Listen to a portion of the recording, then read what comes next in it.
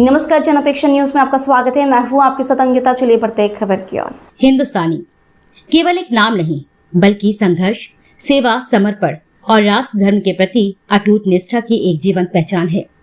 बाल्यकाल से ही कठिन परिस्थितियों का सामना करते हुए उन्होंने शिक्षा की प्राप्ति की और पत्रकारिता के क्षेत्र में अपने सार्वजनिक जीवन की शुरुआत की है। पत्रकारिता के क्षेत्र में उन्होंने अपनी निष्पक्ष, निर्भीक और बेबाक लेखनी के बल पर राष्ट्रीय एवं अंतर्राष्ट्रीय स्तर पर कलम का सिपाही के रूप में विशिष्ट पहचान स्थापित की है। सत्ता के गलियारों से लेकर जगत और समाज के ज्वलंत मुद्दों तक उन्होंने सदैव जनहित की आवाज बुलंद की है। पत्रकारों की सुरक्षा, सम्मान और अधिकारों के लिए विभिन्न राष्ट्रीय और अंतर्राष्ट्रीय संगठनों की कोर कमेटियों में सक्रिय भूमिका निभाई है। उनकी उत्कृष्ट सेवाओं के लिए नेपाल में Indian federation of working journalist के द्वारा तत्कालीन वित्त मंत्री के कर कमलों से सम्मानित किया गया। ये सम्मान उनके जीवन का महत्वपूर्ण मोड़ सिद्ध हुआ। भगवान पशुपतिनाथ की कृपा और आध्यात्मिक अनुभूतियों ने उनके जीवन की दिशा बदल दी है।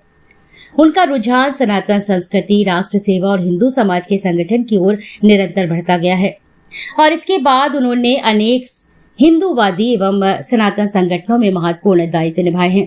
अखिल भारत हिंदू महासभा में राष्ट्रीय सचिव के रूप में संगठनात्मक कार्य प्रारंभ किया और अपनी कार्यकुशलता के बल पर राष्ट्रीय महामंत्री के पद तक पहुंचे और इसी क्रम में उन्होंने कृष्ण जन्मभूमि संघर्ष न्यास में राष्ट्रीय अध्यक्ष फलाहारी बाबा दिनेश शर्मा और अश्वनी शर्मा के नेतृत्व में संगठन को सशक्त बनाने में महत्वपूर्ण भूमिका निभाई है।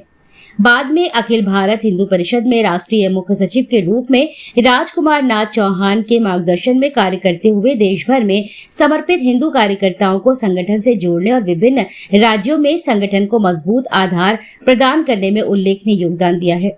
संगठनात्मक और धार्मिक जीवन की यह यात्रा आगे बढ़ते हुए उन्हें अखाड़ा परंपरा से जोड़ लाई। वे महाकाल भैरव अखाड़ा के राष्ट्रीय महासचिव और अंतर्राष्ट्रीय सूर्यवंशी अखाड़ा के राष्ट्रीय सचिव और मीडिया प्रभारी रहे हैं। इसके उपरांत अंतर्राष्ट्रीय सप्त ऋषि अखाड़ा में जगत गुरु स्वामी सच्चिदानंद जी बाल प्रभु के सानिध्य में लगभग 2 वर्षों तक राष्ट्रीय सचिव और मीडिया प्रभारी के रूप में सेवाएं दी हैं।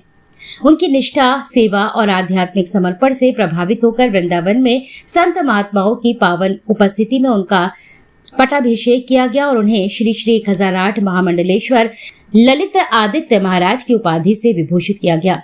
इसके बाद उनकी साधना, सेवा, सादगी और संगठनात्मक क्षमता को देखते हुए विश्व के सबसे बड़े अखाड़ों में से एक जूना अखाड़ा में नैमिषारण्य चक्र तीर्थ में ब्रह्मलीन स्वामी मुक्तानंद जी महाराज के शिष्य परम पूज्य स्वामी मंगलानंद जी परमहंस महाराज के द्वारा उन्हें श्री श्री 1008 महामंडलेश्वर ललितेश्वरानंद गिरी महाराज की उपाधि प्रदान की गई है। हर हर महादेव, ओम नमः शिवाय, जय श्री राम, जय महाकाल, जय काल भैरव। आप सभी को नमन, वंदन, अभिनंदन करते हैं। मेरे प्यारे भारतवासियों, भाइयों, बहनों, माताओं, युवाओं, सम्मानित संत जनों, बुद्धिजीवियों, गुरु मूर्तियों को फिर से प्रणाम। मैं श्री श्री 1008 महामंडलेश्वर ललितेश्वरानंद गिरी महाराज आप सभी को स्नेहपूर्ण प्रणाम और आशीष वचन। क्या आपने कभी स्वयं से ये प्रश्न पूछा है कि जीवन में कुछ इच्छाएं अधूरी रह जाती है जबकि कुछ इच्छाएं पूरी हो जाती है? क्या जीवन का उद्देश्य केवल इच्छाओं को पूरी करना है या स्वयं को समझना भी उतना ही आवश्यक है? इन्हीं प्रश्नों के उत्तर खोजने के लिए संत सुरक्षा मिशन के तत्वाधान में राष्ट्रीय इच्छा पूर्ति दर्शन यात्रा 2026-2027 का शुभारंभ 28 नवंबर 2026 को इच्छा पूर्ति धाम खैर अलीगढ़ से महाराज स्वामी श्री राजेंद्र देव जी महाराज के सानिध्य में बड़े उत्साह और उमंग के साथ होने जा रहा है। आइए अब सब मिलकर इस यात्रा को सफल बनाएं। यह यात्रा केवल एक यात्रा नहीं बल्कि मानव जागरण, आत्मचिंतन, संवाद, सेवा और सद्भाव का राष्ट्रीय अभियान है। इसका उद्देश्य लोगों को जोड़ना, जीवन के महत्वपूर्ण प्रश्नों पर विचार करना और समाज में सकारात्मक चेतना का प्रसार करना है। इस ऐतिहासिक यात्रा में देश के अनेक राज्यों और 108 प्रमुख पड़ावों पर संतों, विद्वानों, युवाओं और समाज के विभिन्न वर्गों के साथ संवाद आयोजित किए जाएंगे। हम सब मिलकर सेवा, संस्कार, संस्कृति, मानवता के मूल्यों को आगे बढ़ाने का संकल्प लें। मैं आप सभी से विनम्र आग्रह करता हूं कि इस जन जागरण अभियान में अपने पूरे समर्पण के साथ जुड़ें। अपने परिवार, मित्रों, समाज के साथ आइए, संवाद कीजिए, अपने विचार साझा कीजिए और इन इस यात्रा को जन जन तक पहुँचाने में अपना सहयोग दीजिए।